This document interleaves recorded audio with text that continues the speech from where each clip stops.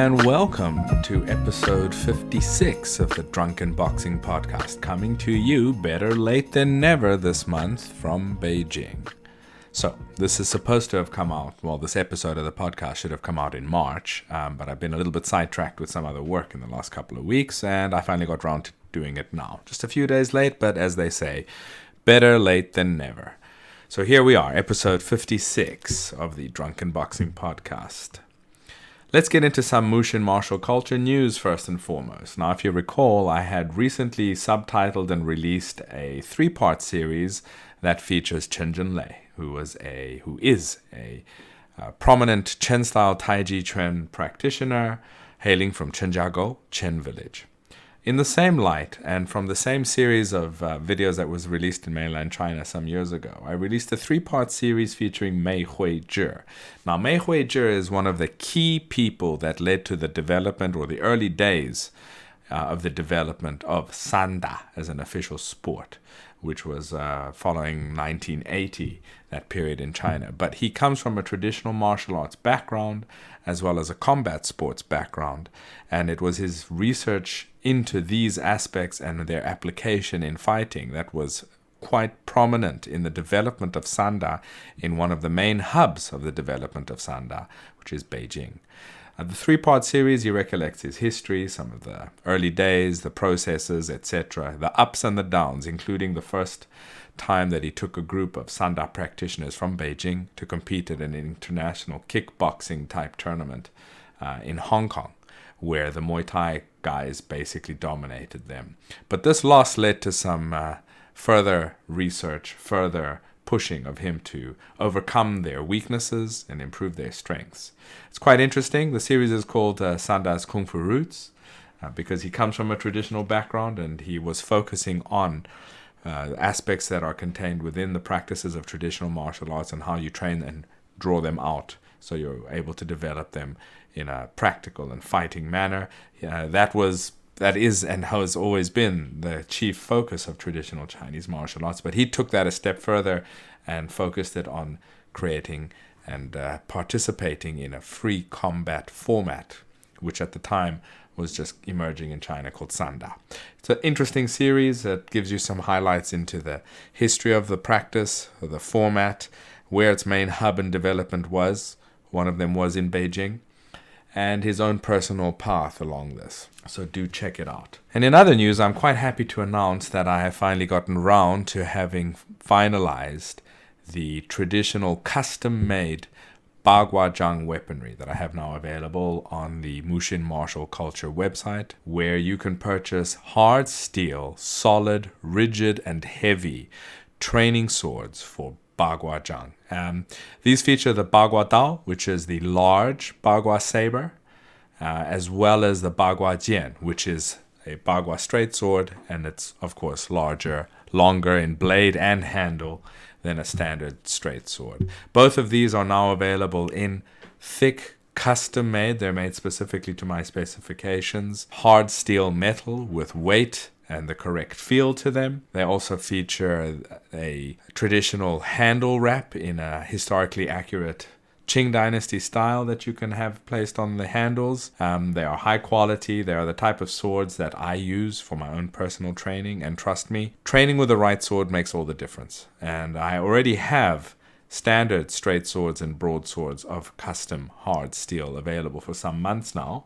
But it makes all the difference in your training. Irrespective of you doing Xingyi Chuan, Baguazhang, or any other traditional Chinese martial arts, I highly advise that you use a firm, solid steel blade, not the floppy tinfoil, if you really want to develop the correct body mechanics, intent, feeling, and function of the weapon practice that you do, whether or not you're interested in ever having to use the weapon. The benefits of the practice only occur when you're training correctly, and you're only going to be training correctly when you're using the correct equipment. So we have now, in addition to normal straight sword and broadswords, we have a Bagua broadsword, a Bagua straight sword, and we also have the Shuang Yue, which are the commonly called the deer horn blades. Although in Chinese they're not called deer horn blades, they're called Yuanyang Yue, which means Mandarin duck blades, or crescents rather. But those are available also. with high quality solid steel with wooden handles that are wrapped very nicely. Once again, these are the type of swords you buy once and you train with them forever, which again is already a savings if you're constantly buying the floppy, cheaper ones that break all the time. So let's stop the flop and let's get ourselves some real swords. Head on over to mushinmartialculture.com. You can also find other training equipment there, traditional shoes for training, feiyue if you're into those sneaker type shoes, training pants, traditional tops, etc., etc. Head on over and take a look. All right, let's get into today's podcast. My guest today is Master Sam F.S. Chin. Now, I recently, about 2 episodes ago, had Ash Higgs on. And Ash Higgs is a master level instructor and a student of Master Sam Chin in his I Liq Chuan Zhong Xin Dao system. And it was I've known Ash online for quite a while. It was great to hear about his road, his his practice and his path that led him up to today, as well as the art itself. So it piqued my interest to speak to the founder, or rather the co-founder of the art, or the current gatekeeper, lineage holder of the art of I Liq Chuan, which is Master Sam Chin. So he kindly enough did this podcast interview with me. It was interesting to hear the history and development of the art. So he is the founder or co-founder of the art. He originates from Malaysia, where, if you listen to the Ash Higgs interview, he had also won full contact fighting tournaments, which actually is correlated to the SANDA'S series that I released, because back in those days, in the early days of SANDA, Malaysia and Southeast Asia was already quite a ways ahead. They had what you consider today a type of kickboxing full contact event where Chinese martial artists were competing in. That aside, from there he studied under his father who had been creating the roots of what is I Liq Chuan and Zhong Xin Dao today. He then moved to the USA, initially ending up in the Chuan monastery in New York, which is a Zen, or rather it's just a Buddhist monastery, with his close friend who was an I Liq Chuan brother of his, the Venerable Jiru, or Jiru Fasher. And what is interesting for me, and you'll hear it through this discussion, is firstly how passionate Sam Chin is about his practice and his art, but more importantly, how deep he's gone into the awareness side of it. Now, they do call the art the martial art of awareness. How deeply influenced he was of his Buddhist meditation practice and the theories there, how much this had influenced his outlook on his art or not. That's up to speculation, but you can see very clearly that the tools utilized in the practice of Zen, which is a self-exploration of the mind and body, he applied to his art. And it was really interesting to see the overlapping in terms of philosophy and method and approach that Master Sam applies to I Liq Chuan and its philosophical and practical basis, how it's practiced, and Buddhist or meditative practices as well. So it was very interesting for me as a student of those aspects as well, to hear how he had applied this to his art, and also how it overlaps in many other practices that include the mental part, like Xingyi Chuan and Bagua-Zhang. All right, so I'm not going to ramble on for too long. Let's get right into it. I bring you Sam Chin. And welcome to the Drunken Boxing Podcast, Master Sam Chin. I'm really honored to have you on today. Thank you for joining me. All right, thank you. You're welcome. So you're currently in New York. I actually had your student on the podcast about 2 months ago, Ash Higgs, and that's actually what got the ball rolling to finally get you on the show to have a discussion with you. Yes. I'm New York now. Yeah, for Ash Higgs, I listened to a podcast that a couple of weeks back. Uh-huh. Okay, you heard it. Okay, good. Yeah. Well, it got me very interested to speak to you directly, to hear about your background, to hear the history of your style, of your experiences, and bringing it to the West, and then finally making it into an international practiced system. So could you maybe give a brief introduction about yourself? Okay. Yes. I trained with my father quite young, when I was around 10 to 12 years old. You see, that that we are in Malaysia. We live in Malaysia, Selangor. That in one of the little town they call Ulu Langat. You see, Okay. it's a small Chinese town. You see, in a village. You see. So my father's used to train with some of the masters that traditionally come from China, but my father is born in Malaysia. We are already a second generation. I'm the third generation in Malaysia before I moved to USA. Okay, wow. Yeah, yes. No problem. So my father was what I call he's my grandparents died very young. Oh, So my father is alone. I mean, he's the only child and have two sisters. You see. okay. The sisters, do you mean as in from separate like cousins or? No, they are two real what I call blood Ah, related sisters. okay. You see, but my father is the only son. You see. Okay, okay. He's the only son. I get you. Yes. Yes, his only son. You see, but you see, at that time was he was what I call he got to go through Japanese occupation over there. You see, that in Malaysia. You see. Yeah. So practically he learned some of the system like a Li style, a family style from the Li. It's actually the Shaolin style, the Li style. Ligakun, is it? Li Gaquan, Okay, Li family style. Okay. Li Li Jiaquan. Jiaquan, right. And another one is the Feng Yan Quan. Phoenix It's Eye. a Phoenix Eyes. Yes. That's quite famous in Malaysia, yes? Yeah, it's quite famous in Malaysia. Right. So before that, then at the last one, he met one of the masters they call Lee Kim Chow. All right, then, but he also one of the Li Gaquan also Okay. before, right? And his main system is Xingyi Bagua. Northern styles. Yeah, Xingyi Bagua, and also Louis Bagua. Oh, okay. You mean So Rui Bagua, huh? Louis Okay, Bagua. I get you, right. Yes, to us is quite what that means that when we was in 60, right? Around 60 or 70s, the what I call about information is not so clear. Of course. Also, before the Right, internet, because it's also difficult to get information even if you want it. yes. So we really doesn't know much about that thing. You see, not clear. History is not clear. You see. So anyway, so my father is quite he's what I call a genius. So he tends to play with these three systems, you see. Because like the last system is because more of like sticky. Right. Like sticky spinning and some china, you Yeah. see. Right? And with most of the palm strike.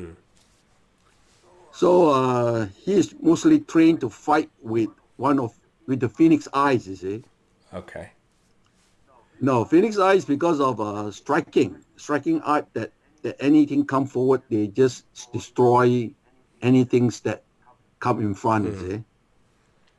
So actually, it's not easily to handle also, you see, because that the Phoenix Eyes is pretty what I call it's more of quite a defensive art, you see, Right. rather than offensive.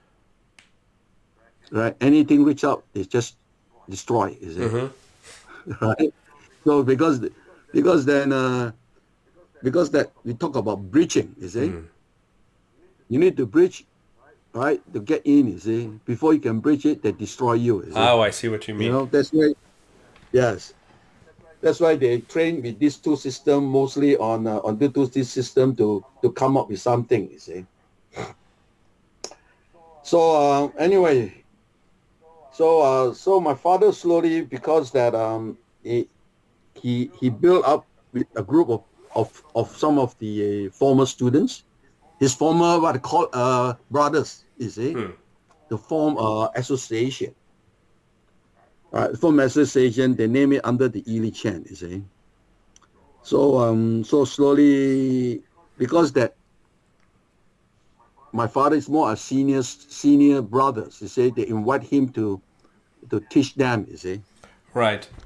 So they slowly form something out, you see. Was there a reason why they went with the name I Liq Chuan? I believe that because that in that day, I believe that, I don't know, I'm not quite sure of the what I call things happening, you see, because they just want to be set aside, right? Not to get another different name. At first, is they don't have any name, you Of see. course. It's just a group of people. Yeah.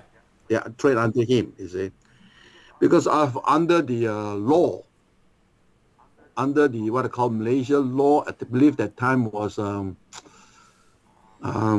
they cannot form groups together. Oh. Right? They cannot, like what I call they cannot be more than how many people they gather together. So they need to have some organizations Oh, I see. under certain organization, you see, that's legal to be Together. a group, Yeah, you see. yeah. Right? It's under some the government kind of control, you see. So they form a name, you see. Right. So that's basically what the Yeah. name they settled on for the formation of the association. Yeah, Okay. yes. You see. So they form it, and then they slowly build up some slightly different things out of these three systems, you see. So of course that we in 70s we do prove ourselves to get some tournaments happening in Malaysia, like going into tournament like karate tournaments and wushu tournaments, you see. Right. So we do come up with some kind of trophy and names from there, you see. You built up a reputation there. Yes. I remember back in the early days, actually Malaysia was one of the first places that had these kind of like full contact matches with even with Thai boxers, etc. Entering way before a lot of the other countries started to do it. Malaysia was quite a special place for that back then. Yes. In 60s and 70s we fought. You see, at that time was karate, taekwondo was pretty tough, pretty famous there in 70s. Right. So I don't know. It happened to be the Open Championship that invite different systems to participate. You see, so we go into to fight with karate. You see, and at that time, because that in 70s that was the Thai boxing was also coming up. You see, Yeah. was beating up everyone. You Yeah. see, so as you know that we live in Malaysia, so we are just below the Thailand. Yes. You see, there's a lot of Thai boxers also. So we do train with them, we spar with them, so we have all those kind of like training. So as you know that we train with, in the olden days, we need to condition ourselves, you see. Of course. Right? Not like nowadays, that doesn't talk much about conditioning, you see. Yeah, on that time, we need to condition ourselves, you see, just to get in the ring or to fight or to spar. It's a basic requirement for getting in the ring to fight. It doesn't matter the style. Yes. You have to have conditioned body. Yes. Otherwise, combination body, the legs and the hands. yeah. Otherwise, you won't be able to receive or give strikes. Yes. Because at that time we are not used to fight with gloves. You see, it was all bare hand. You see. Right. Yeah. So that time we do participate a lot. Then slowly at that time the tournaments is slightly from nowadays tournament, you see. So even at that time the tournaments, that it's not like so many ring. There's only one ring that you fight, you see. One main ring, huh? One main ring. You see? Was it a boxing ring usually? Yeah, it's still in the boxing ring. Okay. Right. But it's only one ring, you see. So they fight a couple of days before they get into the main event, you see. Right. Yeah. So it takes a few days, right, to go through preliminaries, Yes, and then I see. Of course, especially if you only have one ring. So if there's many participants, it can take days to get through it. Yes. So to make it short, you see, but in 1990s, so I come to USA. You see. So I'm at that time I'm already the kickbox, what they call the wushu in federation in Malaysia, in Selangor. Yeah, I'm already the super heavyweight champ. Right. You see, so when I come over to United States, so I first land up in LA. You see, in LA, but searching to survive. You see that still working in in restaurant. You see, Of course. right in 1889. You see, to 91 before I moved to New York. What made you want to go to the USA? I'm all my life I've been as a businessman in Malaysia. Okay. And also having training martial arts and some teaching and some of the having classes or school teaching martial arts also. Right. But but I believe that in Malaysia in 1985 there was a crash of economy. All right, a crash of economy and my restaurant at the time I rented, the owner sold it off. Oh. So I need to refine another place to start up. So by that time, my wife was saying that, why not you go out and some other country to see how everything is. Yeah, of course. Why not? Why not? You see, because I very young I've been start traveling in 1972. Actually, I've been traveled to Holland for 2 years. Oh wow. Okay. All right, and in what they call in 79 I was in Australia. Oh, so you really got around already by that point. Yes. Yeah, in Australia before I come back to do business. In Australia I do start a group in Australia also in at that time, you see. Wow. In 78 and 79 at the time. Which city were you in Australia? I was in Perth. Okay, so West Coast. West Coast. And you didn't want to go stay there permanently? I do apply for visa. I do apply for the resident at time, you see. But it happened to be rejected, you see. Yeah, that's quite common. I mean, it's quite common. So, yeah. So I come back to Malaysia, then I started the business, you see, and until 89. So the business closed. So I come back to United States. So at that time, before over in Malaysia, I do have a Kungfu brothers that become a monk. Oh, Buddhist monk, right? Become a Buddhist monk. Okay. So he happened to be in United States also. Okay. So in 90s, you see, in 1990s, he was in New York. So he was convinced me to come over to New York to help in the temple. Oh, the temple up in New York. Telling me, Yeah, temple in New York, the monastery, they call Chongyan Monastery, you see. Right. So it was telling me that live the lifestyle of the cook. So why not come over to help the temple to get the what they call more regular hours of job, you see. Yeah. Because as you know that in restaurant they work, they don't have really good hours, you see. Right.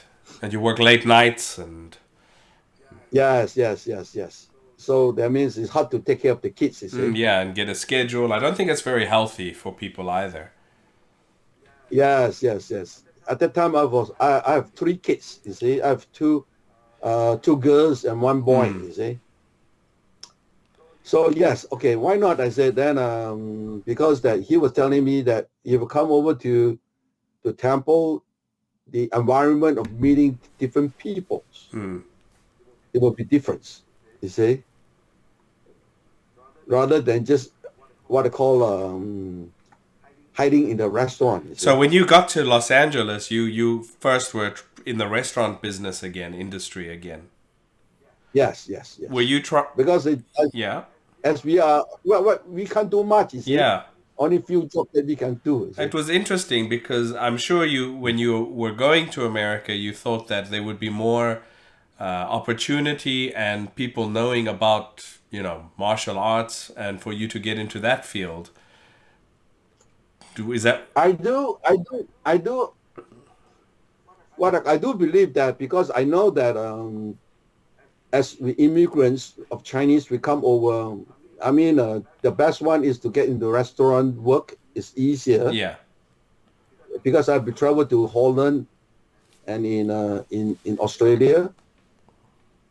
Over there, I work as a cook too. See? Right. So I know some of the people that travels. All right. First of all, we take care of our food and stay first. You see, that restaurant mostly offer. You see, and at that time I'm already a martial artist. Yeah. So I believe that I'm quite what I call confidence that no one could simply can bully me also. Of course. It's a good skill to have in that situation in a new country. Was there a specific, going into your background in the restaurant, even in Malaysia, do you specialize in a specific style of cooking? Yeah, no, we are doing the what I call the Chinese Malaysian cooking. Right? Have you been to Malaysia? Many times. So you know the Chinese food is not. They have some authentic Chinese food, but it's quite a mixture with some Indian and Malay food and Thai food. Yes. See? I quite like the food in Malaysia. It's really good. Yeah, it's pretty good. You see? Yeah. It's like one of my favorite the last time was duck egg yolk prawn. It's really good. It's one of my favorites. Yeah. So you went to New York? Yeah, I went to New York. You see, so I sort of went to New York at the temple because they need someone to to help out. You see, because because it's around 2 hours out from the New York City, Right. from Manhattan, Right. upstate. Upstate New York, yeah. So when they have functions, like doing a big retreat, 7 days retreat or summer camp, so they need to find those volunteers to do the cooking and buying food and all these things. You see, so it's not that easy in the very beginning. You see. So so I'm a chef because I know, so I can handle those event. So I can drive. So I drive down to buy food. You see, right? Yeah. And handle events, cooking. Apart from that, if there's no events, I will be just a handyman. You see. Just doing what you need to do at the temple and managing things. Yeah. Yes. Yeah, the temple was, I believe, was they have 200 more than 200 acres of land there. You see. Yeah. So they have big Buddha Hall, Guan Yin Hall. What they call they have like quarters for monk and nun. Right. And they have libraries. And they have what they call what are the quarters? What do you call the canteen? You see. Right. For food. You see. So it's pretty big. Is it a Zen temple, Chan? They don't call it a Zen temple because they call it Mahayana temple. Okay, well that's the same kind of thing. It's just which kind of Mahayana? Yeah, it's not. Yeah, it's Mahayana because they are all different sects of different group. You see, so they call it 10 direction temple. So they offer different kind of monk from maybe Thai monk, Chinese monk, Korea, Japanese, or Tibetan monks. Right. You see, they can become a resident there also. You see. Right. I see. Right, and now actually, what I call the Buddhist association there. Do you know Puki Budi? No. Puki Budi, he's very famous monk. He is the president over there now. Oh, okay. In the U.S. In the U.S. In this temple. In the temple. Okay. Yeah.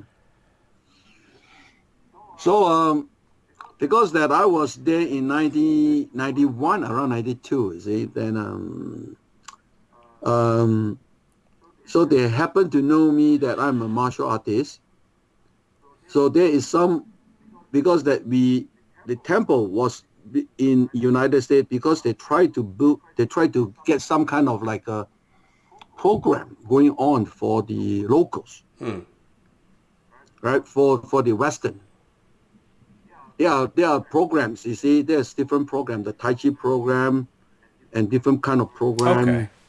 Okay. Like to get for the local, you see.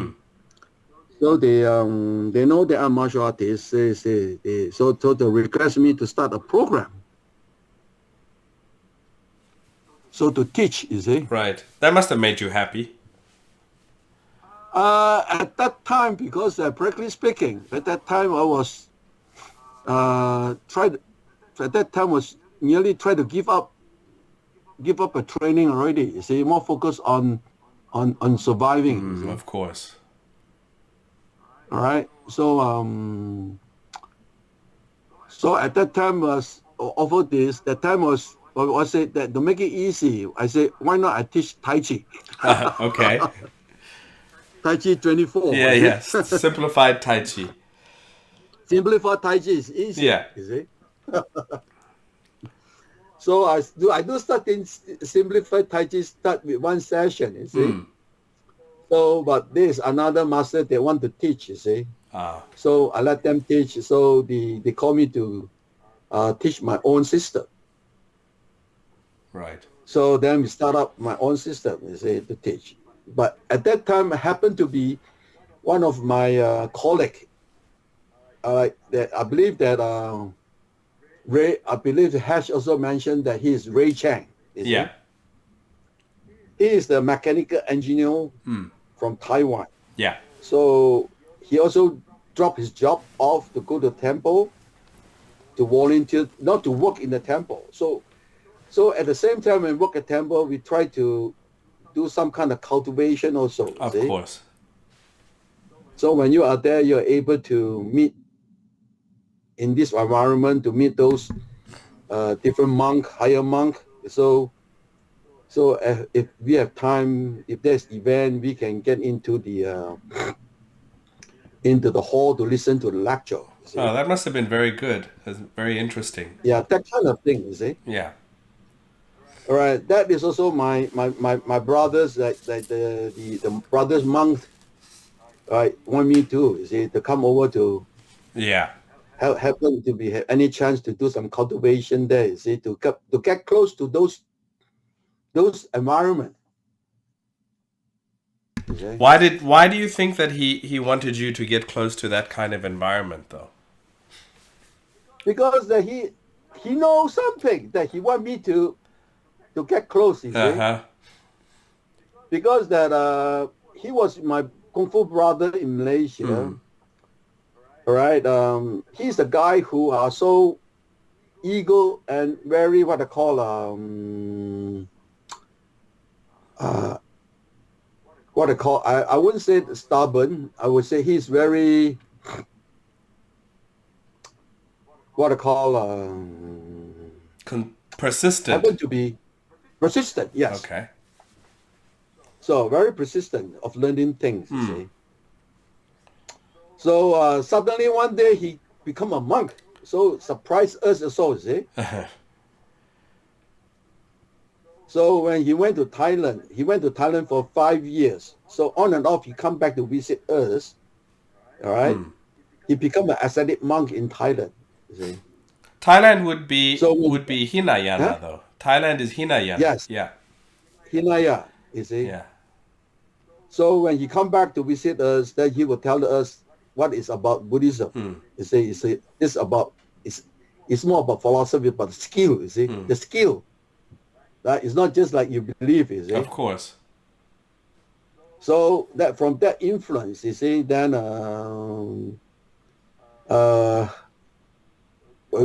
we look at it, you see. Then so we drive in to see what it's about, you see. What is about all this Buddhism, you see.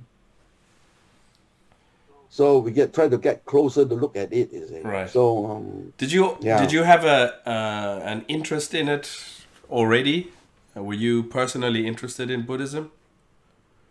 I mean, we are born Chinese. We are Chinese. We are born with those mixture of Taoism and Buddhism. You see that, but at that time we are not clear what is what. You see, of course. It's more of worship, more of worshiping. You see? Yeah, I mean, I see it here with many of the Chinese in Beijing too. They call themselves Buddhist, but they don't study. They just go to the temple, make some offerings with incense, pray for something, and that's it. Yes, so, yeah. That is because that in Chinese we pray our ancestors. You see, it's different from Western. Chinese has something that we what I call we pray the ancestor. You see? So at the same time praying to those what I call believe in Buddhism and Taoism, just like more like praying. You see? Yeah. So just only from this occasion, you see, that's what happened. That I look at it, you see, because he was telling me that it's more about listening power, about attention, about awareness, about training. What I call to get to know more of yourself. You see, right? This kind of thing. You see, it's just like training martial art. You see. Yeah, exactly. Yeah. So it happened to be invite me back to the temple here in New York. So when they start the class, as you know that we teach Eastern slightly different from teaching Western. You see, if I try to teach the way that Eastern teach, it's slightly different because that with the student over here, like you said, anything you teach, they will ask you why first. Yeah, of course. It's like we are not used to that. So when they ask this, I need to get the answer. I need to look into it. You see. So you need to know why very clearly beforehand. Yeah. So I mean, not beforehand, but as we teach, we keep on looking into it. You see. Yeah, that's very interesting. My teacher recites a very similar situation with him because he's old, and his teacher is very traditional. He studied the traditional way with his teacher, but in the early 80s, the Peking University formed a martial art club, and the students wanted to learn Xingyi, and they called my teacher to teach.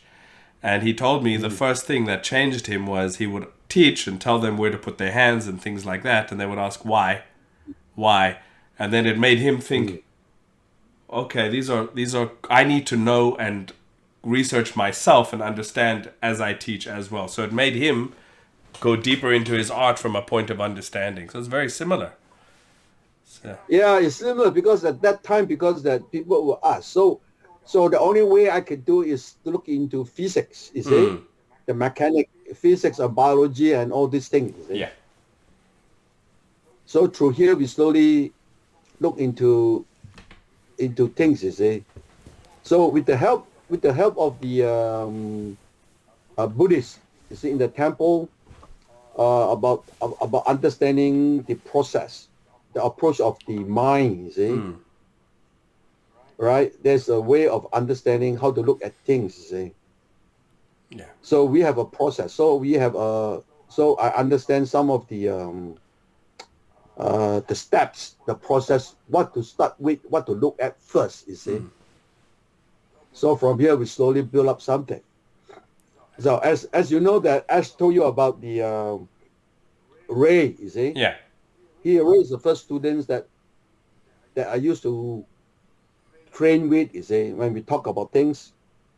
Yeah. Right? Yeah. So in olden days, when my training, we only talk about feeling. Right? Because we do touch hand a lot, we do spinning hand or sticky hand a lot, you see. Partner training, we do a lot of partner training. So from partner training, we do understand is about what is listening power and what kind of through the touch, you see. Right. But it's not clear. Right? Yeah. But we are not clear about things, you see. How things happen. Right? Only through here, slowly I have some conversation with Ray. When I tell him about how I feel, how I see things. So with him, he will explain some of the concepts, like kind of like a sutra. Okay. Right? Explain that Buddhism do talk about some of this attention, this kind of feeling, this kind of thing, is it? Excuse me. No problem. So from here we discuss back and forth, that get me things more clearer, is You it? started refining aspects of your own art and understanding. Yes, about my own art. But actually it's more about my own feeling, you see? Yeah. But my knowing, my process of knowing, you see? Yeah. All right, Yeah. and because that we happen to be there's one occasion that the Thai monk come over, right? They talk about awareness, only awareness. It's a dynamic meditation. You see, because that only sitting is something different, but he was dynamic. It's more closer to our like martial art movement. You see, When you say dynamic, he was moving? yeah, it's moving, dynamic meditation, but it's only like fixed dynamic, like we're lifting up his hand, putting down his hand, like doing this movement, you see, but they are continuing doing this movement. Right. Right? It's doing the same movement continually, you see.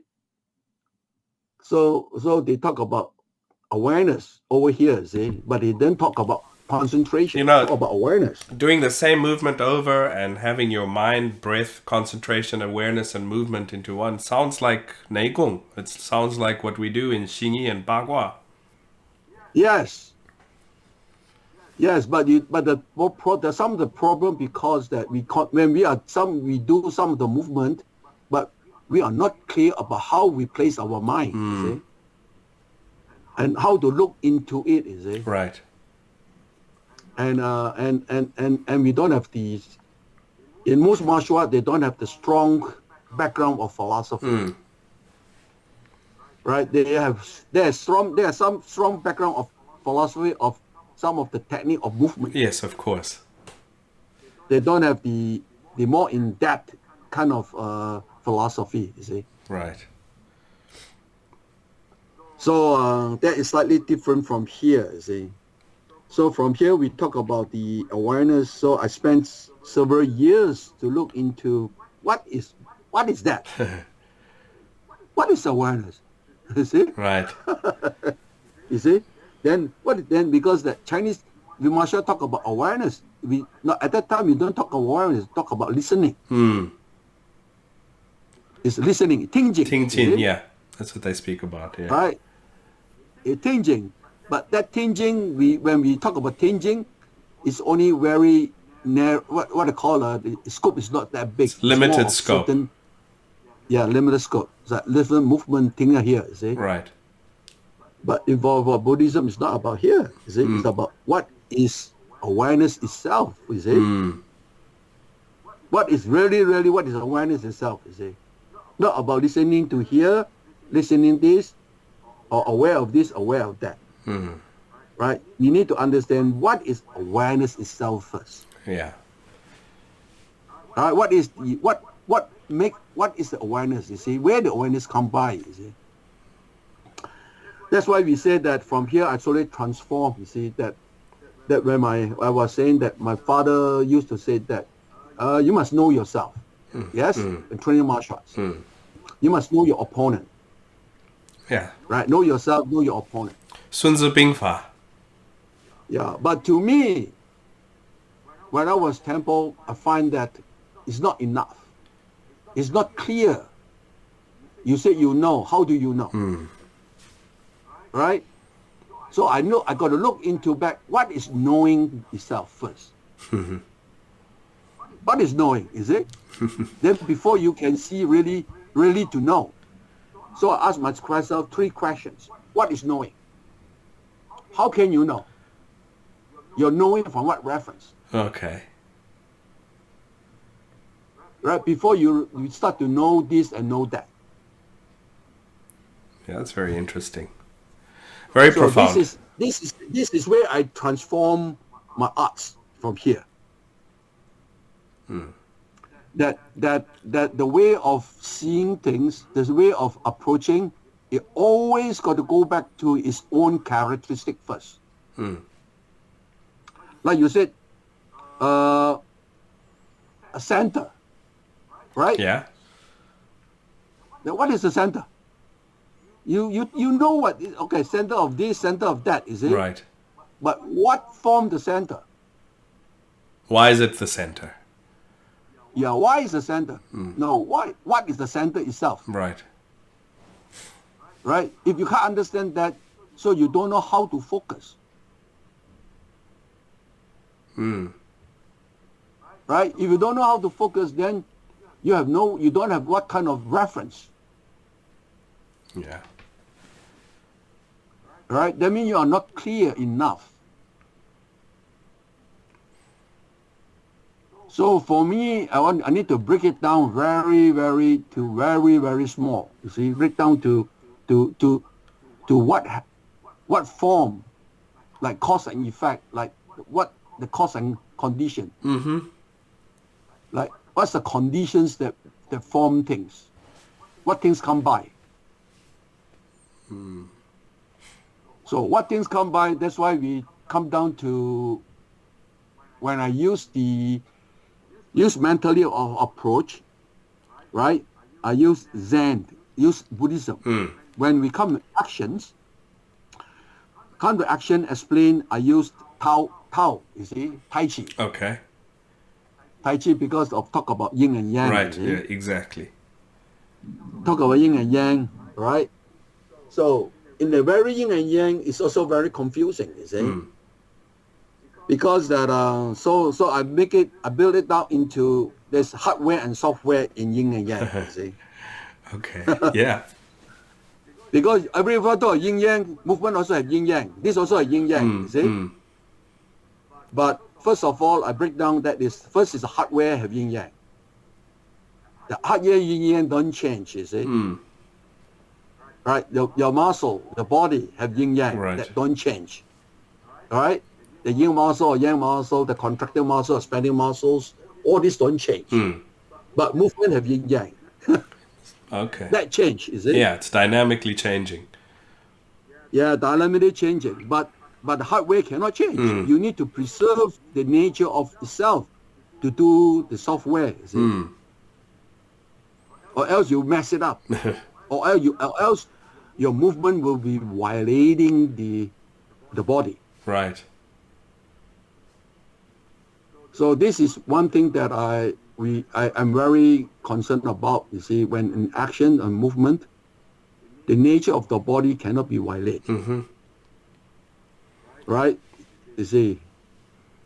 So because of the two group of muscles, you see. So when you talk about these nature of the body and the hardware with constant yin and yang, you mentioned aspects like muscle and the physical makeup of the body.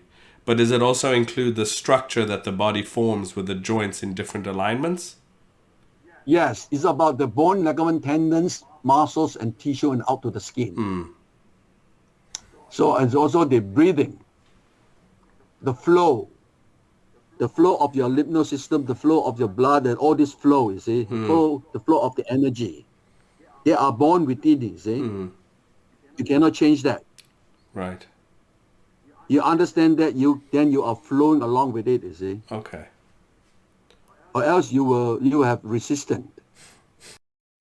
Are you interested in learning authentic traditional Chinese martial arts of Xingyi Chuan and Baguazhang? Well, if that's the case, the Huizhi online learning program is for you. The Huizhi online learning program is the premier distance learning program where you can learn authentic arts of Hebei Xingyi Chuan and Liang style Baguazhang in a comprehensive and in-depth manner from wherever you are. Featuring over 120 in-depth lessons covering aspects of individual training, technique refinement, forms, application, partner work, conditioning, internal skill building and qigong, and much more. The Huizhi online learning program has been running successfully for over 3 years and is highly praised by participants within the program. So start your journey into learning authentic classical Chinese martial arts today by visiting mushinmartialculture.com to find out more or to sign up directly at patreon.com/mushinmartialculture. That is the Huizhi online learning program. Enroll today. Are you familiar with the concepts in Bagua of Xiantian and Houtian, which is also in general Chinese philosophical thought? No. Xiantian being your attributes that you get from hereditary when you're born. They come down from your family, etc. So that would be your DNA, for example, and your physicality, the makeup of your body, your color of your hair. These are things that are Xiantian. They come down. Yeah. And then Houtian are attributes that we develop while we're alive. So you can make changes to things like physicality, mental state, etc. It sounds very similar like what you're explaining here. It seems like you've gone very deep into these aspects to systemize your art. Yes, because as we base on the Zen and Tao philosophy, it's all about recognizing the nature itself, you see. Right. So on the first thing that I understand was in Buddhism, they talk about the characteristic of nature. Right? The characteristic of nature talk about the impermanent. The impermanent, and there's no one solid entity that form things, you see. This is a very foundations based on my teaching also. Like what Tao talk about is like that the change, right? The change. You see, everything is about the nature is about the change. Like Zhou Yi Jing. Yeah. Yes, the Tao I Ching. Yeah. Is the change. First is the change. You see, the nature is about the change. And everything is changing. In Tao, they talk about that there's one thing that don't change is the balance point that don't change. Oh, I see. So here is where my art based on is, first of all, you see, what don't change is a balance point that don't change. Kind of like what is the balance point? The axis. Is it? Is it the axis? Yes. The axis. Yes, that is the platform of the foundations that everyone need to stand on first. Because it's changing. So in order to change, like Bruce Lee talk about, you see, you need to change with the change, you see. But why is that you need to change with the change? Right? Because that is the nature. That's the characters of nature. First, you must be changed with the change in order to be present. Right. Yes? Yes. Or else you cannot be present. We talk about present moment now. But everyone talk about present moment. Does they really know what is present by itself? how can you be present? Yeah. Yeah, when you want to talk about it, you want to be with it, you're already gone. It's gone. Yes, exactly.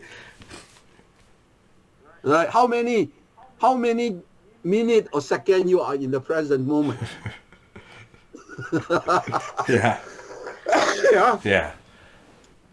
So it's very hard here. So this is something that I got to understand here. That's why when we look at things, that's why the Tao talk about the balance point that don't change. Because the balance point that don't change because it keep on changing, not to change. Yeah. Right? That means you are keep on changing, not to change. That is the balance point. That is the moment, actually. That is the present moment. Because I've been searching, looking for things like you talk about, Tai Chi to talk about puting. Understand what is puting, right? They say no resistance and no backing off, right? Puting. Yes.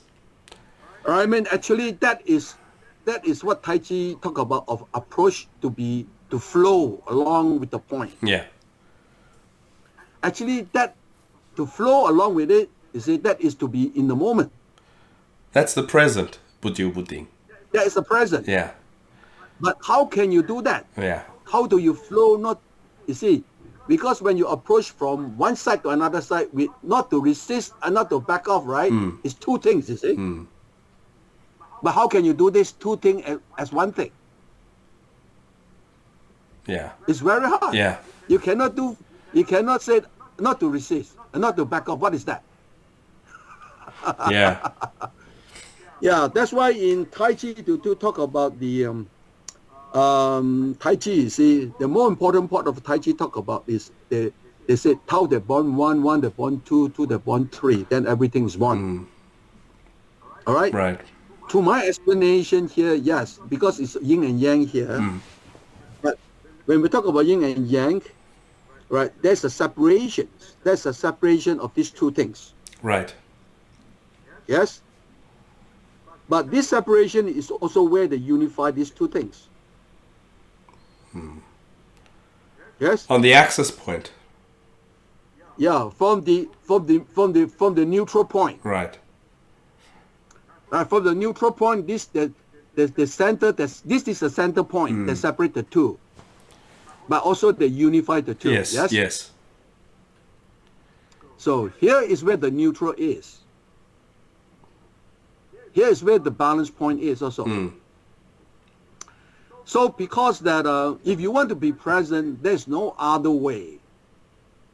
I've been searching, I've been looking for so many years through Buddhism and Taoism, right?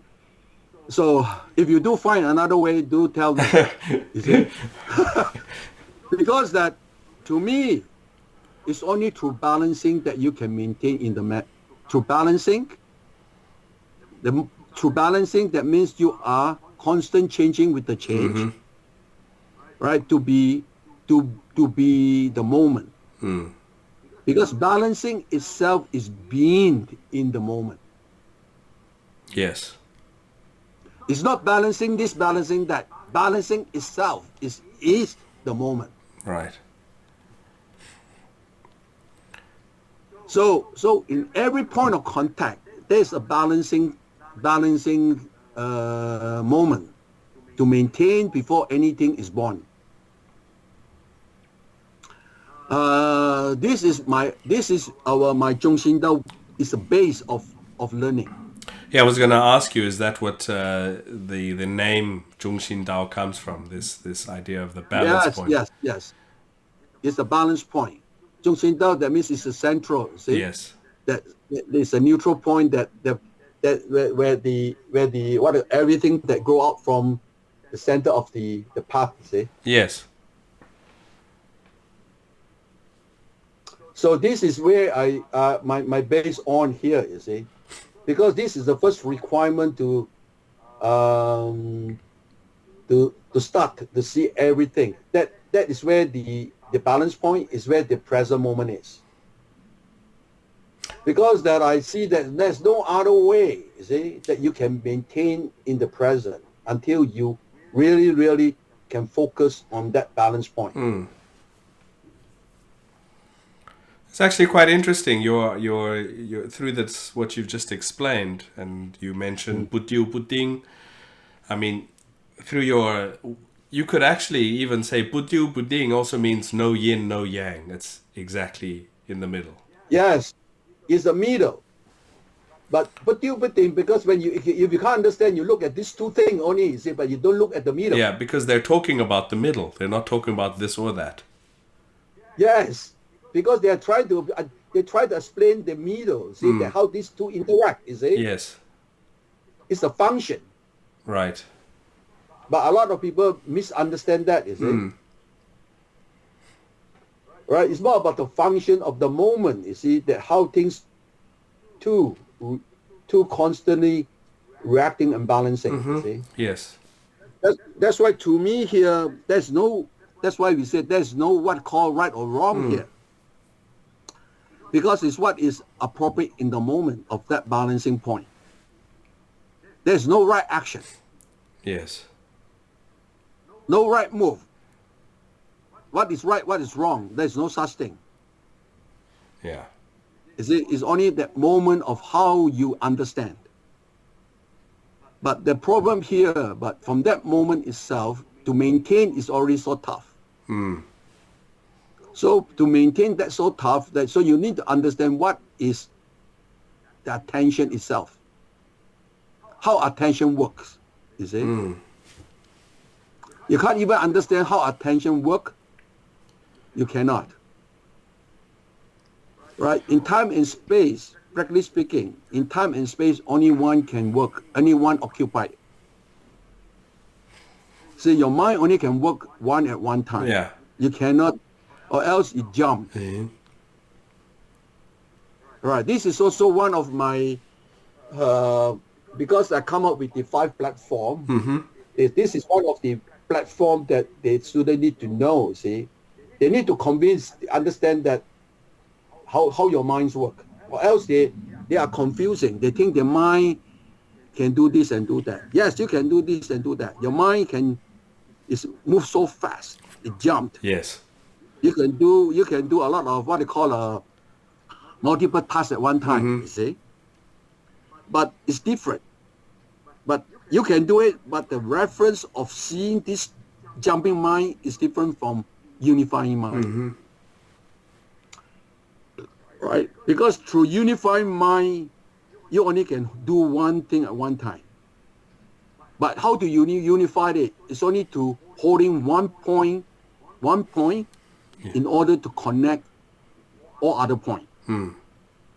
Is to that's why Chinese they do talk about you must able to stretch here to there, see? Right. But they didn't explain why. Right. Right? To unify is only to stretching. Yeah. Right? To stretching to connect all the point. Right? I'm just thinking here because now you've got me thinking. And if you're trying to stretch the mind to cover all the different points, doesn't it just make sense to rather put your mind in the middle of all of those points? Yes, that's why you know where to put.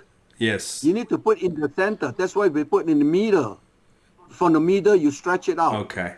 When you stretch it out, that means you stretch it out is more of 6 directions and 3 dimensions. Yes. That's why you stretch it out, then you turn into 6 direction. When 6 direction in actions, there will be condensed and expanding. So in overall, natural movement is more of one point of rotations that do condense and expand. I get it. Yeah.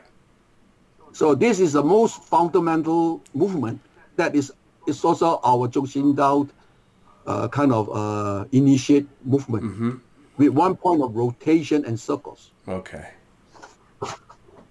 Right.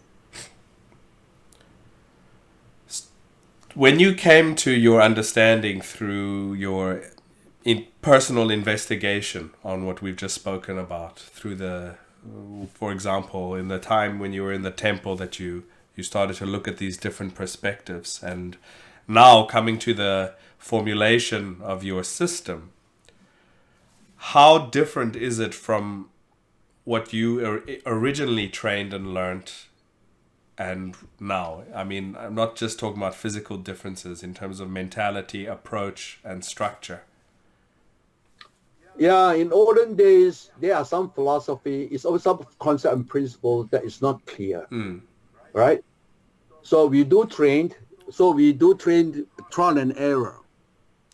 Yeah. Like trial and error. In olden days, my father trained, they will tell you, okay, don't get yourself strike, you only strike others, you see? Yes. I see. Right? So That's means, called put you only ding. yeah, that means you got to struggle through that, you see? Right? Yeah. To prevent yourself not to strike and you want to find loophole to strike, you see? Yeah. Yeah, but when we have been training for years and we have attained some of the reflex, you could say that. Some understanding, some kind of training we are not clear about, is it conscious or reflex? All right? So we are not clear at the time. Right? Yeah. So sometimes we understand that, suddenly it works. But I try to repeat it, It doesn't work anymore. Yeah. Why is that?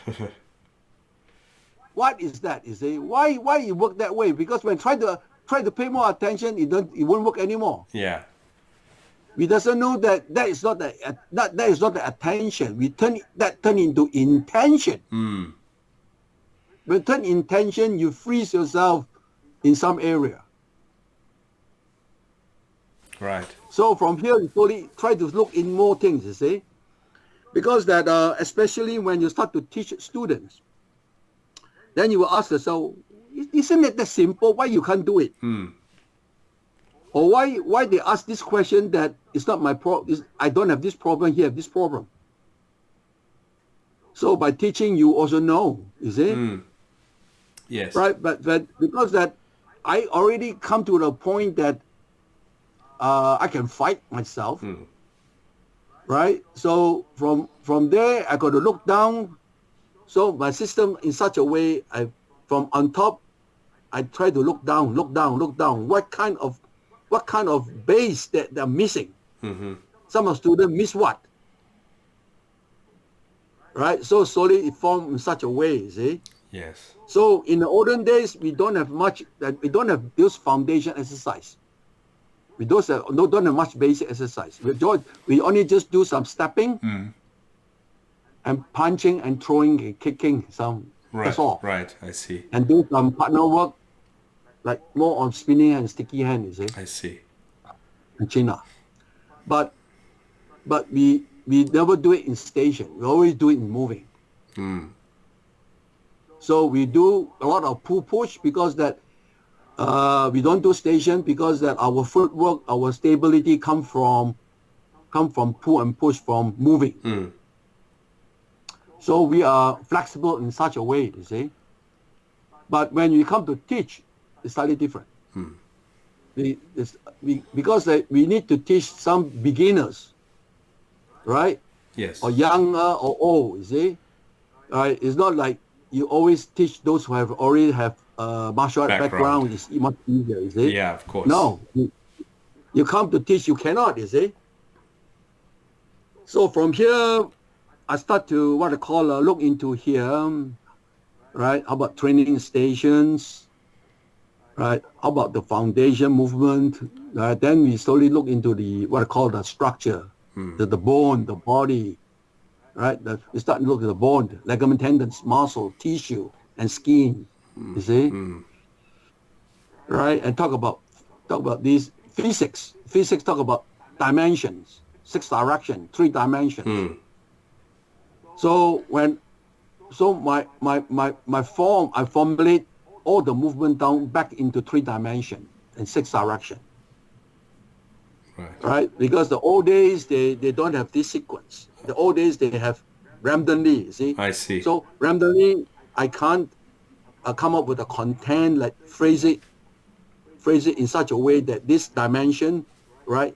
So through understanding here, if I understand the quality of the 3 dimensions, each dimension, if I understand his base, so I could understand all the movement. Of course. All Yes. the movement are under the 3 dimensions. See? Yes. It's the quality of the dimensions. So I start to look into dimensions, you see? The 3 dimensions, and slowly look in the 6 directions, see?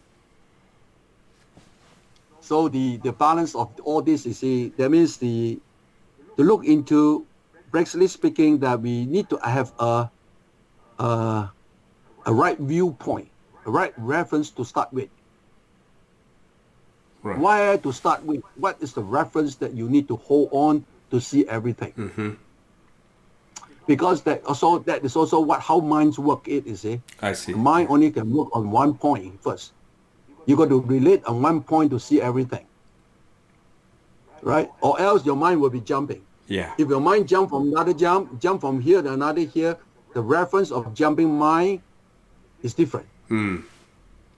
So your knowing reference will be different from the neutral reference. I see. Right? Yeah. From the neutral reference, first of all, because of mental neutral and physical neutral, you must have that reference in order to change. Because there's no ultimate movement. There's no ultimate movement. See? The ultimate movement is that who can change better. Yes. Right? So you must in the state of present. That means must be the state in the present. The present is the change. But if you can't understand the change, that you won't able to see the function of what is that. Right. You'll be behind, or you'll be one step behind. Yeah. You can look into one step behind. You see. So slowly, when you look more into it, so you know where is the point, that this point of neutral point that cover everything. So actually, you will reach to a point that you break time and space. Right? The timing and spacing is no more, because that you are always there already. This is also one thing that we try to achieve. Because your mind itself and the spacing itself, so if you can understand here, you are always there. Yes. You see, nothing is faster than you are there. See? Yeah, exactly.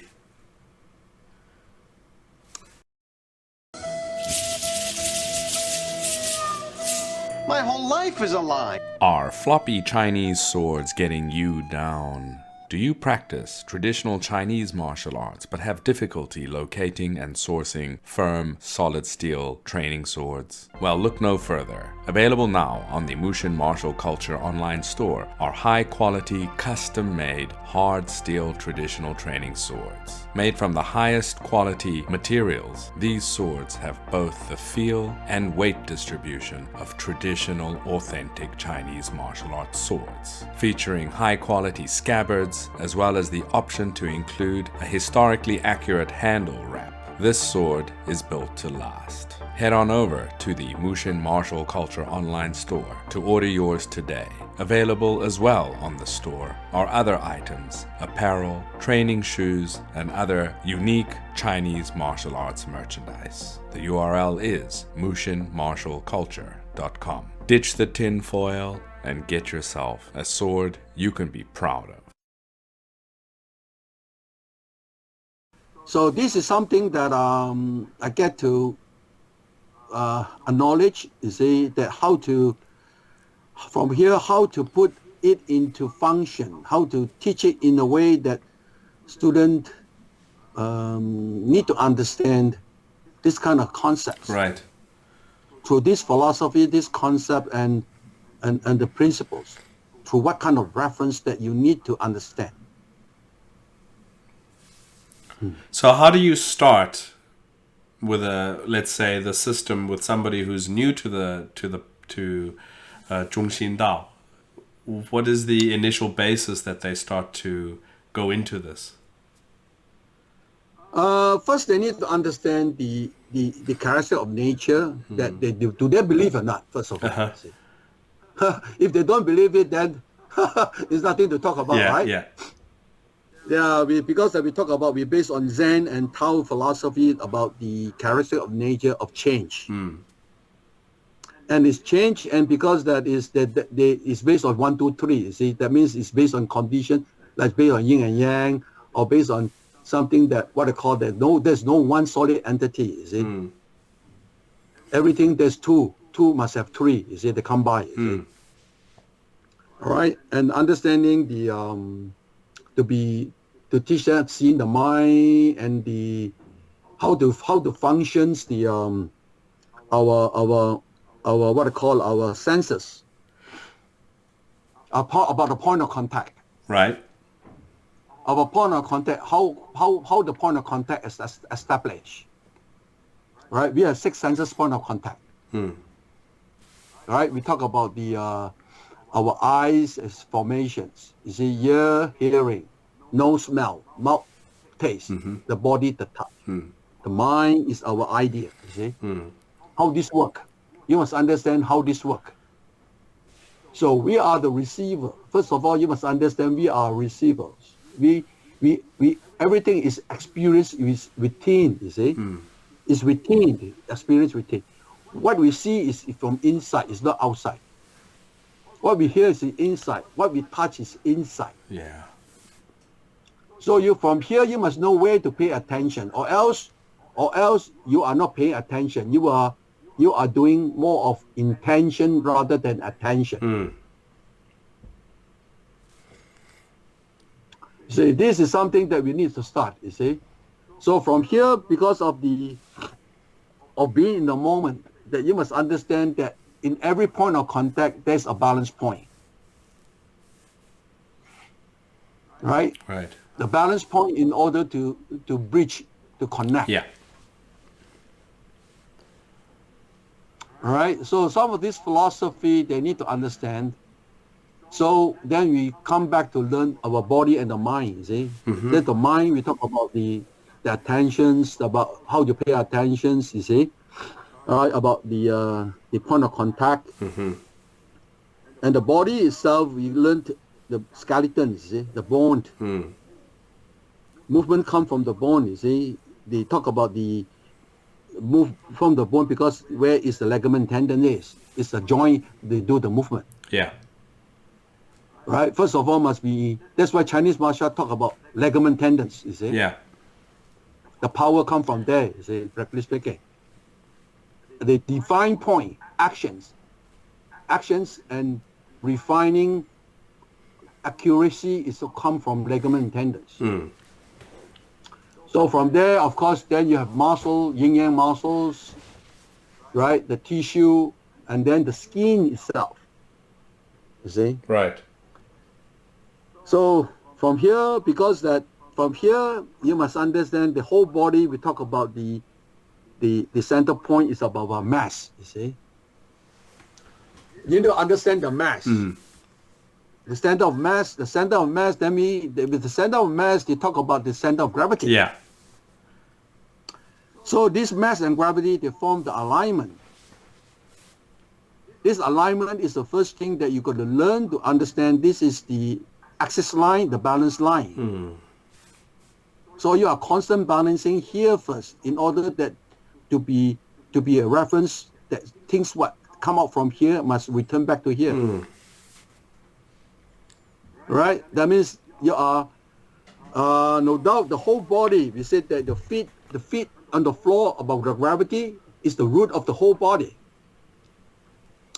But the movement is come from the hip. The hip is the root of the leg. Yes. Right? Yes. It's different from the feet. The feet doesn't move. But you need to have the base of the feet. But the feet don't move if you don't move the hip. Yeah, so that is very similar to the classical theory of the gun, zhong, and shao, or the root, middle joint, and extremity. And always with the leg, the hips are the gun or the root. It's the root. Yeah. So I said the feet is the root of the whole body. Yes. But the hip is the root of the legs and the body. Exactly. So, yeah. So when the spine, then the shoulders, you see? The shoulder is the root of the hand. Yeah. So they must know where to pay attention, what to look at, you see. You must understand the movement always come from behind the point of contact. Mm-hmm. Any point of contact won't move. Oh, I see what you That mean. point of contact won't move because the movement will always come from behind, you see, Right. where the joint is, you see. But the joint move, you must fix on the point of contact. The point of contact is where the pivot point. So they need to recognize what is the pivot point, you see. Right? Yes. Now, like I said, first of all, they understand the gravity because everything is about gravity, you see. Yeah. You got to balance with the gravity to do the actions, right? To form the alignment, where the power of the alignment. But to us that we talk about two things, you see. One is the structure. Structure is not the alignment. Skeleton is not the alignment. Right? Alignment is on from our mass. The mass alignment, that center is different from the skeleton center. Okay. But the problem is we need to move from the skeleton.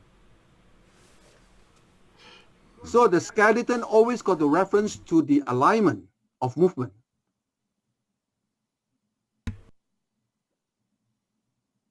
So the movement will be different. Or if you move only from the skeleton, your body will sway. You won't move from the center. Only from you move from the alignment of the mass, then you are moving from the center.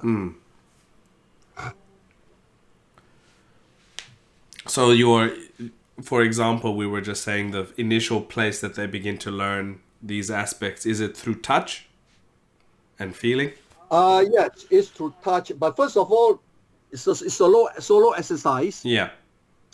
The solo exercise is about the balancing of this muscle first. It's Okay. about with the gravity. So they learn their mass as well, understand their mass. Yeah, they're gonna learn the mass first, with the gravity first. Okay. You got to work with the gravity first. Understanding the gravity, Yes. right? The gravity, because that everything that come out from the gravity, from the floor, and you must also return back to the floor. Yes. Right, this is the first things that they learn first, like we do absorb and project. Right, we absorb down to the floor, right? Right. And the floor from here project back up, you see.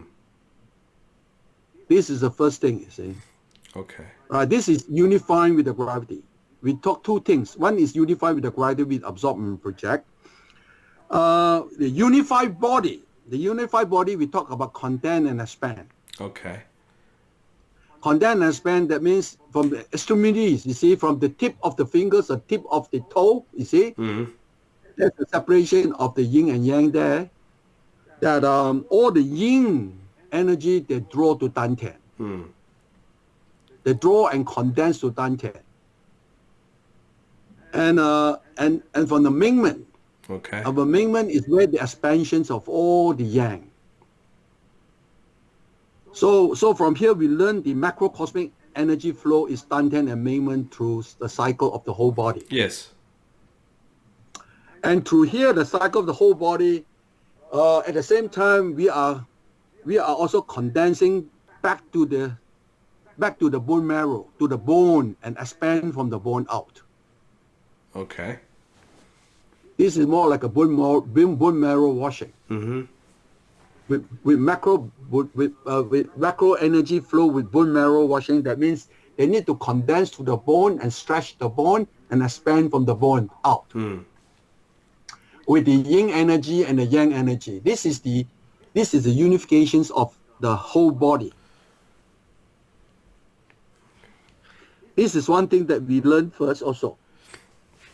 Very interesting. And of course that we go through the breathing exercise. With the breathing exercise of how the tune-up breathing, about how to work with our diaphragm, right? Compressing our lower dantian, right? Right, to bring it down, right? To how to breathe through the lower lung, Right. right? And how to condense and expand back to the back. You see, energy. What they call out from the back. You see, Yes. out of the back, coming in from the yin. You see. When you say breathing and in off the expanding back. from the back, you mean the lower back, yes? Yeah, no, even the lower back, the lower come from the lower, actually expanding from the yang, you see. Okay. Our behind back is yang. Yes. Our front leg is the yin. Yes. Is yang also. So they split, you see. I see. Okay. Oh, the yang energy split from the front and the back, from the Mingmen. Right. They go through our back to the meridian point, the belt channel. The belt channel, they come to the front, down to our toe. Right? And the back from the men, they spread up to our crown and to our tip of our fingers. Okay. Yeah. So, I mean, just from what you've explained just now in this last few minutes, was there a lot of yourself, I don't know, did you do a lot of research into Chinese medicine and the theories of the meridians? Not much, but we do look some, but I doesn't really get much into it yet, you see. Yeah, it's the things that all martial artists should learn, you see. Yeah, have a basic understanding of. Yeah, at least. Basic understanding some of the meridian point. Yes. Yes, like, I mean, you spoke about certain points now and the channels and their paths, etc. So it's... Yes. Like I said, we have many of these theories and these basic ideas. They exist, and probably, I don't need to tell you this, but in Xingyi Chuan, Baguazhang, in the classical theories of the arts, they even speak about some of these aspects. So, yes. Yeah, all traditional martial artists, they can't get away from Chinese medicine. Yeah. Right, because they mostly based on the Taoism, Yin Yang. Exactly. And our Confucius, right, based on Taoism, Confucius, and Chinese medicine. Yes. Yeah, even down to what you mentioned with the back and the front of the body being yin and yang surfaces. I mean, there's a whole aspect of understanding there too. Which parts of your arm are yin and which are yang, which parts of your hand are yin and which are yang. There's a whole body of knowledge there too. Yes, because that's the cycle of the energy flow and the movement, you see? Yeah. Because my cycle more based on the movement cycle. Right, movement cycle of contracting and expanding muscles, you see? Yeah.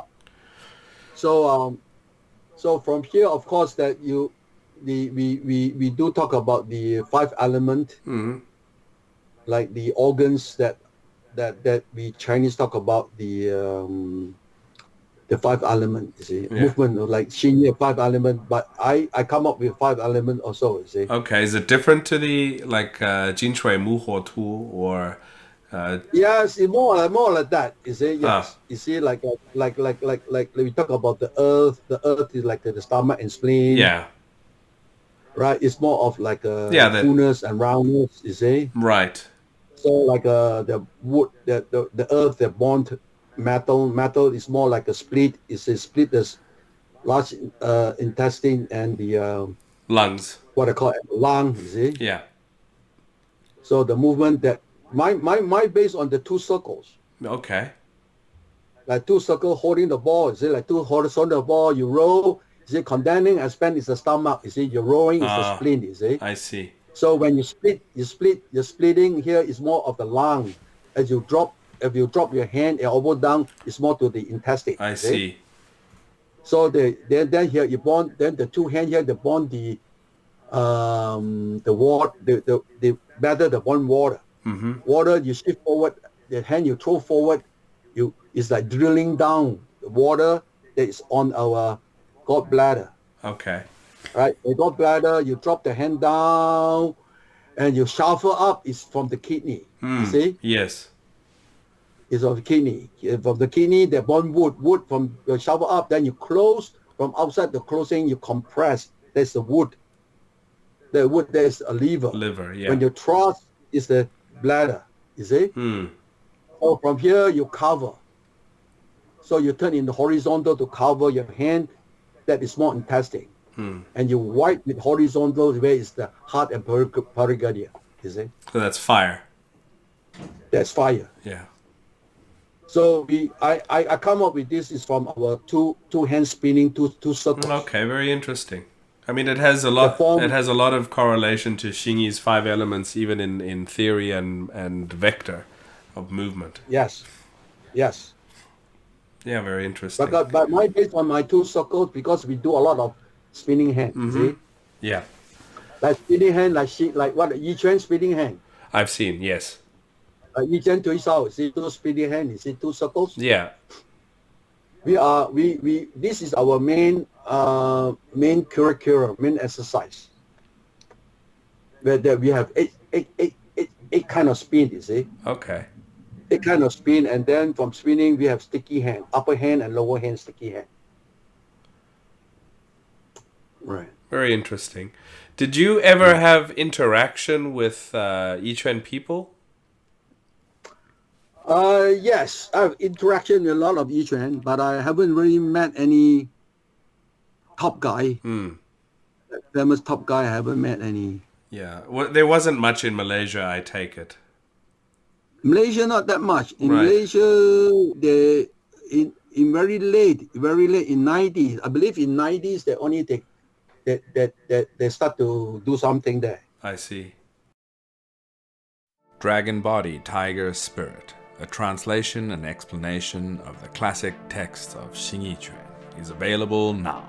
This critically acclaimed work presents, translates, and explains the core classical texts of the art of Xingyi Chuan, many of which have been utilized by other arts, including Tai Chi Chuan, Bagua Zhang, and others. Available in hardcover, softcover, and ebook versions. Get your copy today from MushinMartialCulture.com or from Amazon. Take your practice to the next level with Dragon Body, Tiger Spirit.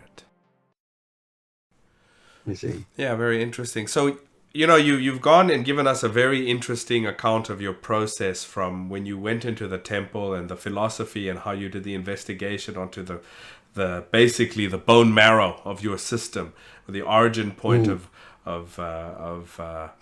attention, what is attention, etc., and how you expanded it into your system. But we were talking about you starting to teach in the temple, and when you started to teach, what was the response like from the people that you started to teach? My first group of students, they always want to challenge, you see.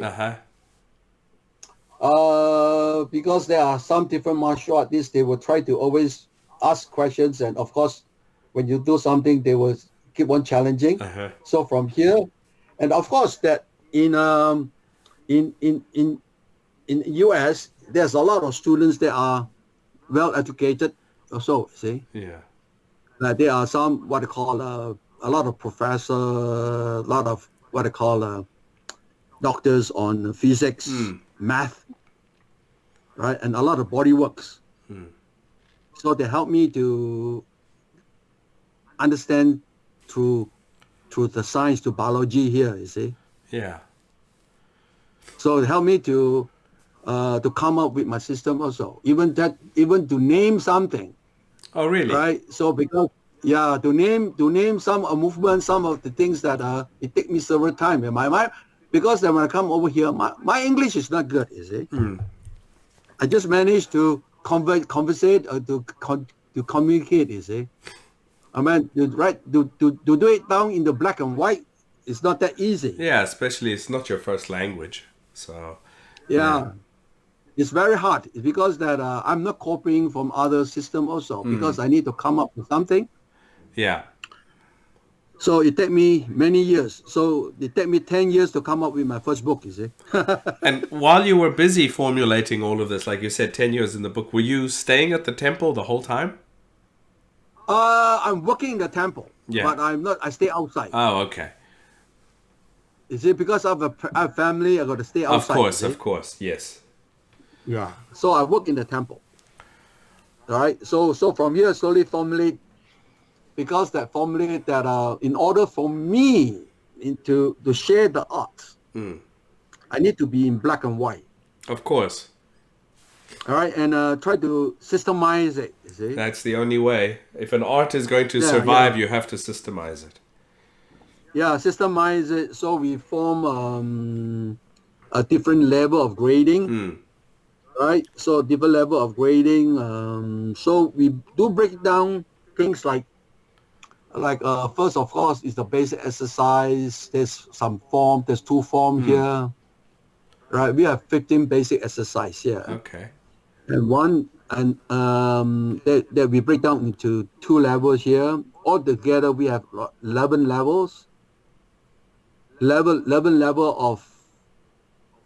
of learning students and 6 level of application. Okay. So the first 4 level is solo. You see that the basic exercise and one form. First form we talk about is I call it the fullness form. It's talking about the movement with connections of 6 directions in 3 dimensions.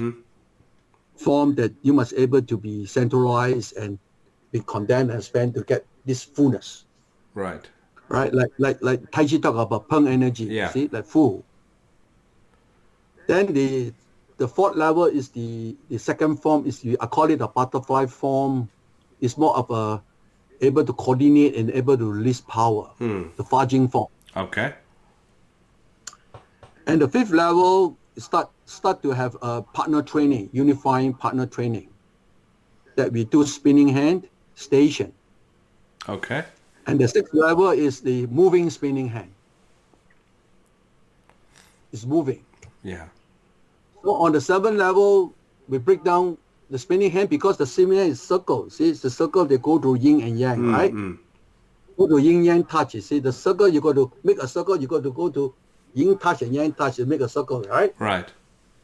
So on the 7th level, we break it down only on the yin touch. Oh, I see. Okay, you're focusing Only on that. the yin touch. That means we control only on the yin. Control opponent. You see, on his yang. Okay.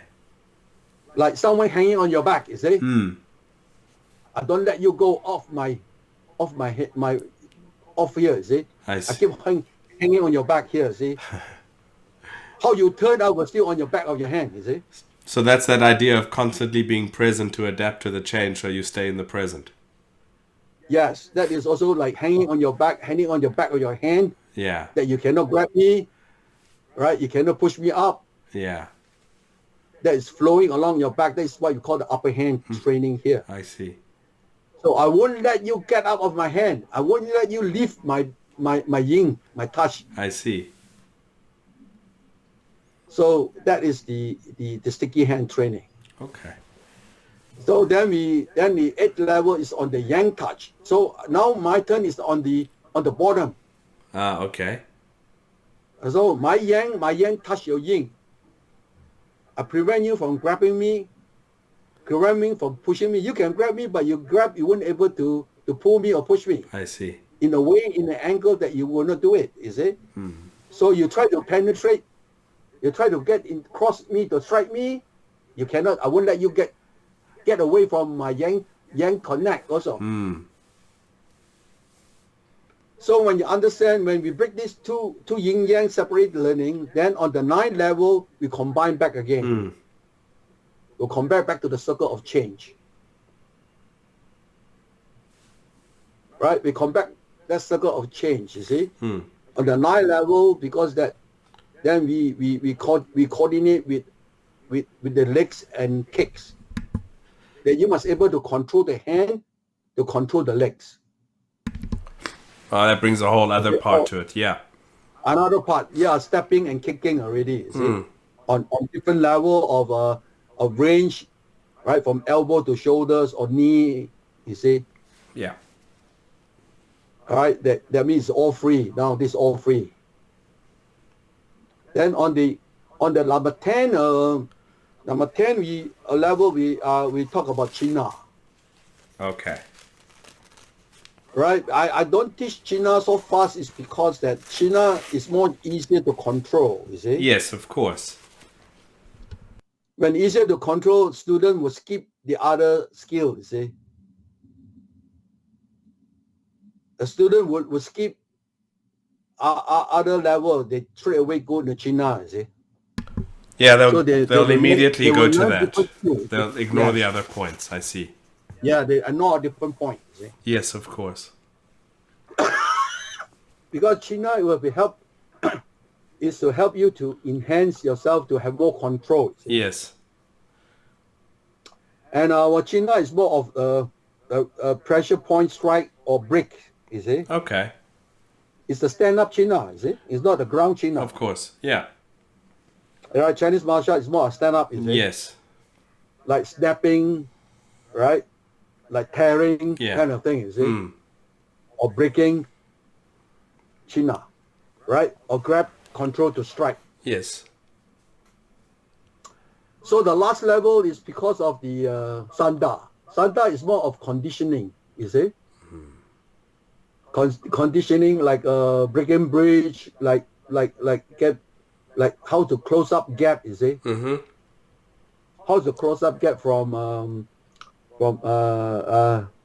what you have learned, you see. But we do learn sparring very early. Right. In level 2, when you learn how to throw the hand to kick on solo exercise, we already learn to spar. But only different is that different level have different way of sparring. Because when you only solo, you don't have sticky hand or spinning hand, your sparring will look more like kickboxing. Right? Because that you can't stick, you only strike and pull away, you see? Yes. And step away. You see? Not from a point of contact, or maybe just a No, brief point point. of what contact. Yeah. It's more like empty space you strike, you see? Yeah. Only when you learn some spinning hand and sticky hand, when you come into contact, you can stay in contact and hold on contact strike. So there are different levels, you see? Yeah. Makes sense. It's a natural, logical progression. Yes, because there's only two kinds of strike. One strike is without contact, you strike when it's empty, you see? One is when you come in close contact, with contact, you strike, you see? Yeah. So with contact, you strike, that kind of different energy because you must able to hold on to the point in order to strike. So the different way of fudging, you see, is different. Of course. Yes. Makes sense. It's not like loose fudging. You cannot do any loose fudging anymore. Loose fudging, you can be on sparring, you can throw a punch with loose, you see. But when you come in contact, you cannot do that anymore. You need to have some kind of power of holding the point in order to grind. See, that's where the grinding power comes. You don't have that grinding power, you cannot hold the point. Yeah. Makes sense.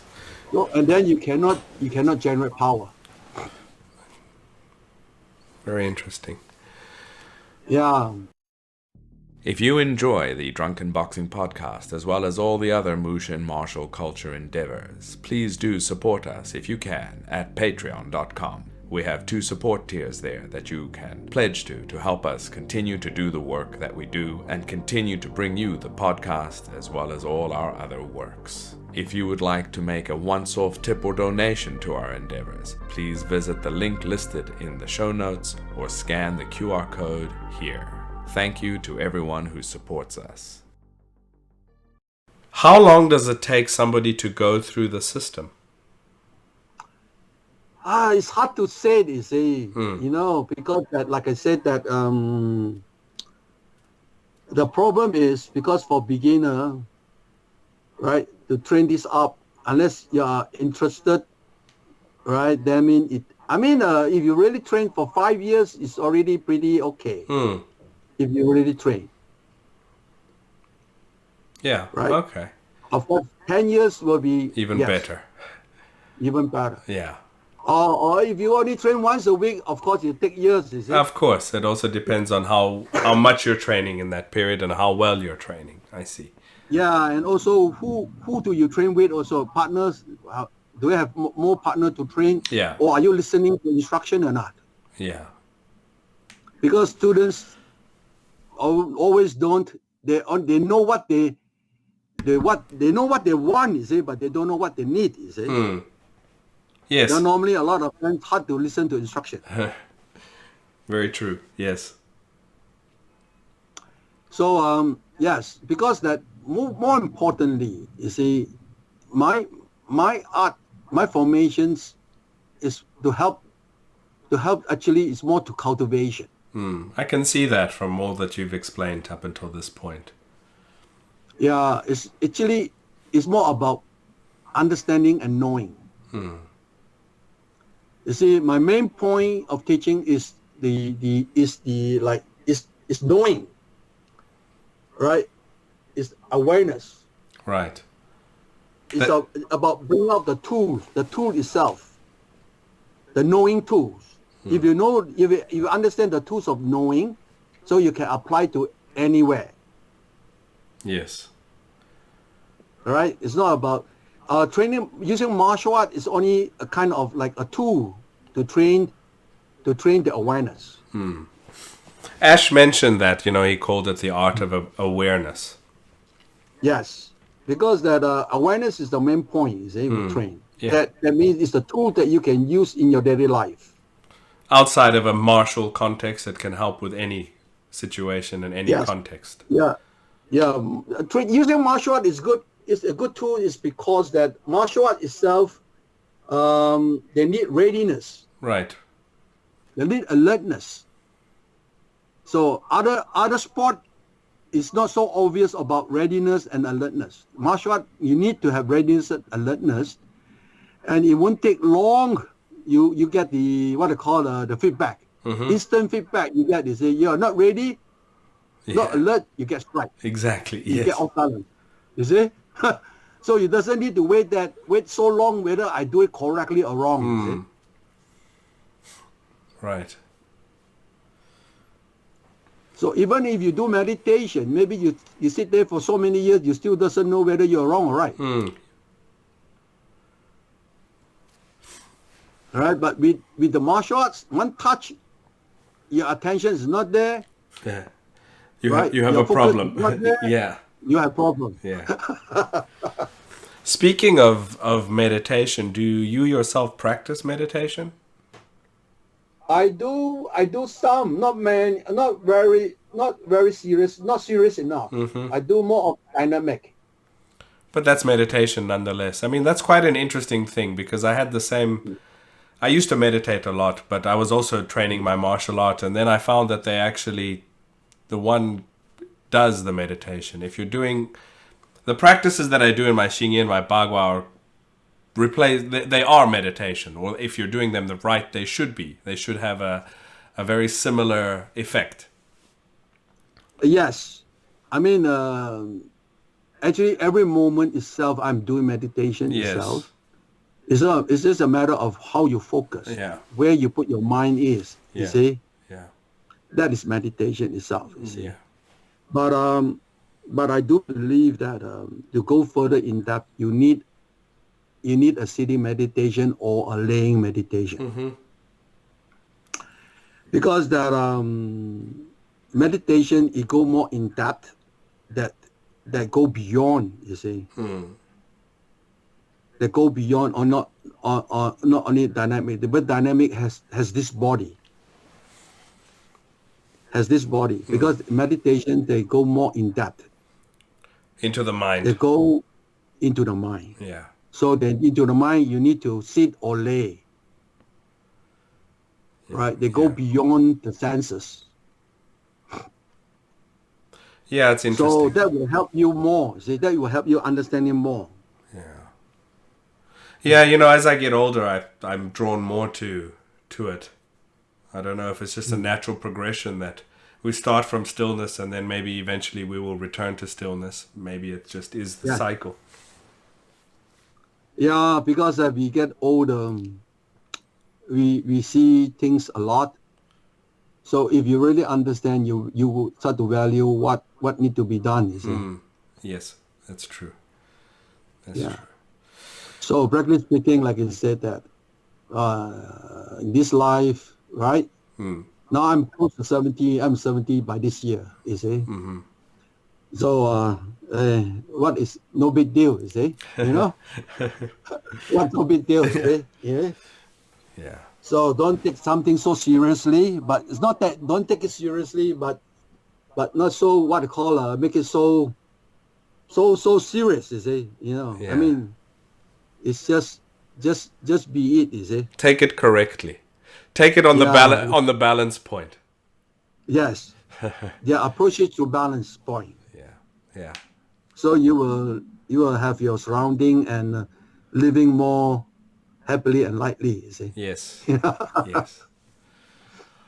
Well, You see. that's been a very interesting discussion. I mean, we could carry on for hours. I don't want to take your Yeah. whole morning. So I think what you've given here is a very interesting understanding of the philosophy and your mindset behind your art of Zhong Xin Dao, which is commonly also referred to as I Liq Chuan.